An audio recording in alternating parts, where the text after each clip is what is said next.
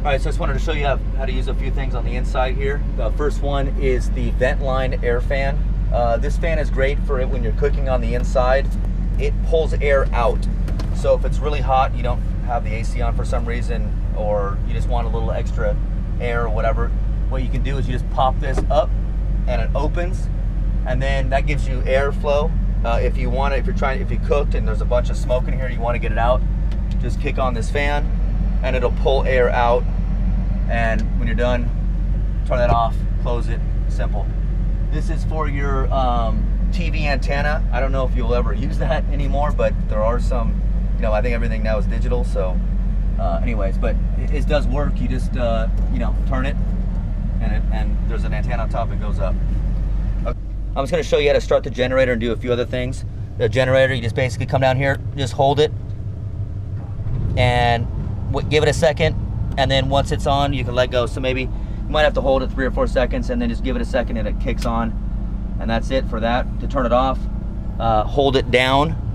I'm gonna keep it on for right now, but just hold it down and give it a chance to shut down. Once it completely shuts down, then you can let go.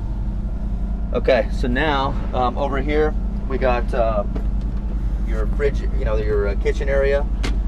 This is just a cover. Pull that off, set it somewhere over here. If you want water and you're not hooked up to the city, if you're hooked up to the city pressure, you'll have city pressure water and you will not need to use the pump. If you're dry docking, then all you got to do is kick on this pump, and then if you have water going, then water's going to come out, and then you can run your water, do everything you need to do.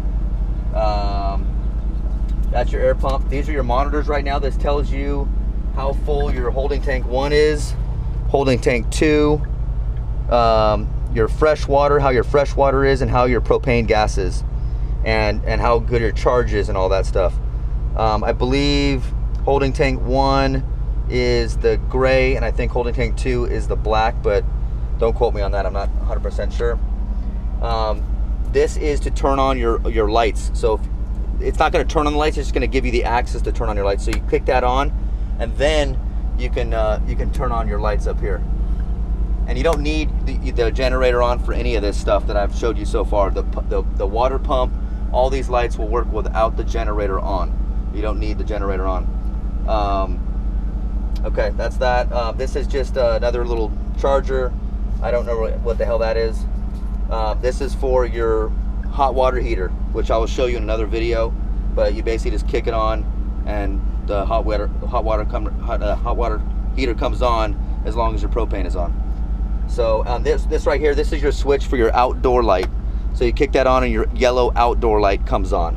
That's all that is. So that's all the buttons right here. Also, the radio only works when the vehicle is on.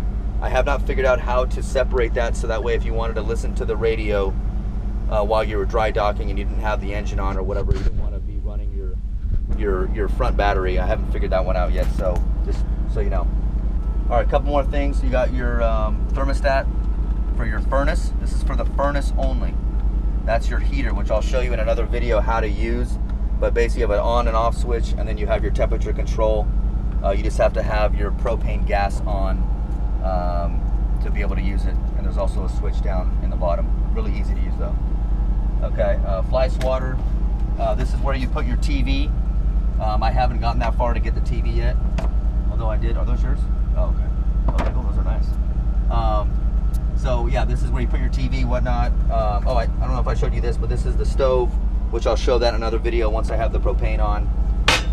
Storage down here, and you also have a extra table to get more space, and then you have your utensils, and then some other storage things down here. I got a fridge here. This is a lock on the fridge. Open, close, microwave, more storage up here, and then you got you have a little lock here. You can store a bunch of stuff in there. You got your fire extinguisher, and then I don't have everything up here right now, but I like to keep all my books for the the RV in here, and then more storage, and then you got your closet right here. You can hang all your clothes and do all the stuff there. This gives you access to the furnace right here, and then the switch for the furnace is down there, which I'll show you later. And you have your toilet right here, which and a flushing, and then you have your bathtub and your shower right here. I just keep this back here. This is just a mat to put outside when you're hanging out. And then I'm going to show you how to turn the AC on. So with the generator has to be on for the AC to work, this AC to work. So you can't run this when you're dry docking with no generator on. So how you do it is you just simply come over here with the generator on, and you can turn it to fan only, or you can turn it to actual cool, low cool, or high cool, and it blows extremely cold air. Really nice. One more thing I wanted to show you. This is the power converter with your switches and whatnot. If for some reason you guys you had a power shortage because you had too much power, you tried running a vacuum or a hair dryer or something, I don't know, and it kicks it off, you just kind of open this up with a screwdriver and kick it off for 30 seconds, and then just kick the main back on, or whatever, which one you think that went bad, and you should be able to be all good to go. When you're all done, just close it back up and screw it back in, and that's it. So pretty easy. All right, regarding the plugs in the vehicle here, the plugs only work when you're plugged into somebody's house or an RV park or whatever. You have to be plugged in, otherwise these will not work. Doesn't matter whether the generator's on or the car's on.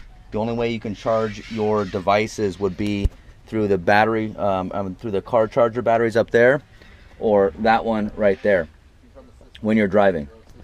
The only other way, what you could do when you're dry docking, if you did want to have access to these, is you get yourself a power converter and you put one solar panel on the roof, which would be really easy to do, and then just have one power converter, and then plug your house or plug your electrical into that power converter, and then you'll have power here. Or you could always plug that power converter into the house battery and get juice from the house battery as well, and then plug your electrical outlet on the outside of the vehicle into that power converter, and you could do that. Otherwise, the only way you're going to get plugged juice here is when you're plugged into an RV park. Okay, so I just want to be clear on that.